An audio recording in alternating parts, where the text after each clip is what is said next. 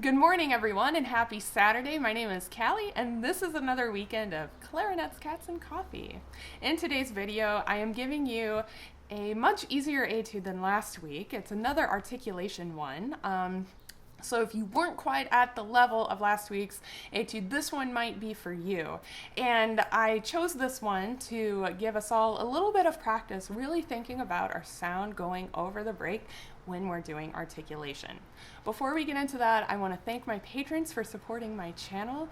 Your support really means a lot. And as a thank you, I have created an ebook which includes an index of all of the etudes that I've posted on my channel so far with the corresponding videos. And I've also categorized them so you can, choose to practice stuff to target different areas of your practicing, like articulation or finger exercises or scales or whatever. So I'm excited to share that with you guys. It's available immediately to anybody who's at the $25 level or higher. If you're at the $10 level for at least 3 months, you will have access to it. And if you are a member of the $3 level for a year, you will also get access to it after a year. So, if you want access to it right away, make sure you sign up for the $25 level or higher. Otherwise, it will be available to you whenever the time comes. All right, so today's etude. The main thing that I had in mind, as I said before, is that on clarinet, it's really tricky to have a nice even sound going over the break, and I've spent a lot of time and I've posted many videos on getting an even sound over the break, especially when playing legato, because in my opinion, legato is the life force of our instrument, right? So we have to have good air support, but we all can struggle just a little bit even playing over the break whenever we're tonguing, and you get the tongue involved and a bunch of crazy stuff could happen. So here are a few tips to help you guys sound a lot better on that. So the first thing is to really listen carefully to what you're playing, and you want to make sure that your sound is the same when you're going over the break. So be careful not to overblow your open G's or your A's and underblow your B's and your C's. And so that's going to cause a really buzzy, edgy sound on those throat tones and a really muffled sound on those long clarion notes, okay? So it requires a little bit of air support and a little bit of practice, but if you let your ear guide you to know what sounds good, then you'll be able to adjust accordingly to make them sound equal. So that's what you want. You want to have an equal sound between each of the registers, okay? So once you're thinking about that and you're really listening carefully, the key to, in my opinion, making it sound good is to make sure that you're properly supporting from your core whenever you're playing. And so one of the most basic things that I think about is just whooshing my air through the entire length of the instrument and just making sure that I am blowing just constantly. And it can be very tricky, especially if we think we're blowing air and then all of a sudden a note doesn't speak when we go over the break, and we think, oh, well, what's going on?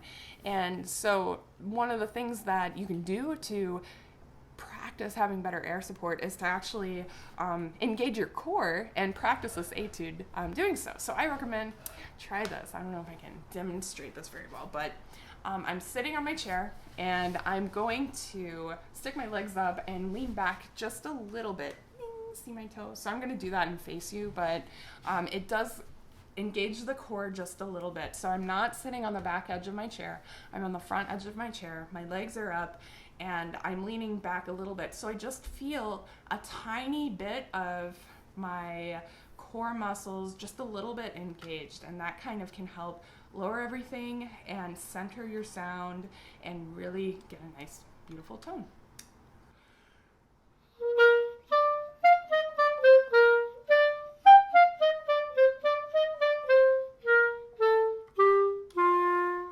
And even just doing that, I can feel my core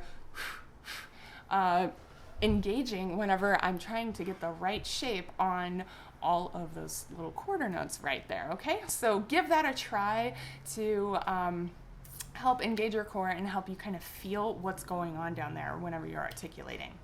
The other thing that I want you to think about, and this will be my last tip of the video, is a very, very small, subtle thing you can do before you even start playing. And that is to make sure you are already engaging your core, embouchure is set, tongue is on the reed before you even start blowing. If you get everything set up and ready all the way down to your core, you're more likely to have a clean start after a breath or at the beginning or after a rest or pause or anything.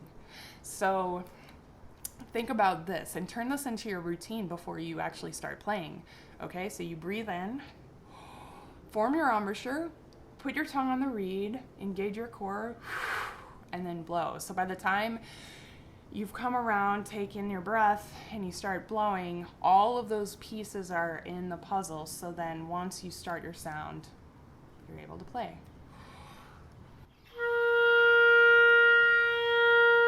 And you have a clean, clear sound right from the beginning. All right, everybody, don't forget, I have a Facebook group where you can post yourselves playing these video excerpts on the Facebook group and get feedback and experience playing for each other. So I look forward to hearing you guys post this, and I hope you have a wonderful weekend, a good week next week, and as always, happy practicing.